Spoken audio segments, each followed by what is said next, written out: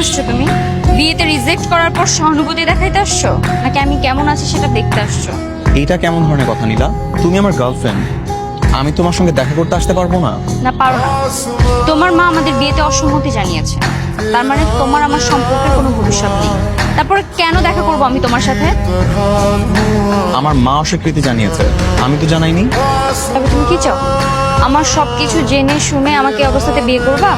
হ্যাঁ, শুধু এই অবস্থায় কেন, আমি সব অবস্থাতে তোমাকে বিয়ে করার জন্য তৈরি। ঠিক আছে, চলো তাহলে আজকে এই মুহূর্তে আমাকে বিয়ে করতে হবে তোমার, তারপর তোমার বাড়িতে নিয়ে যাবে।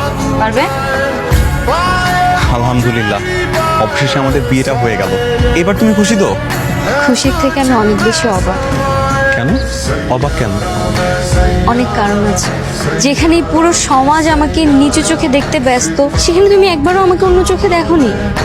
তুমি সমাজ, তোমার মায়ের কথা তোয়াক্কা না করে তুমি তোমার ভালোবাসার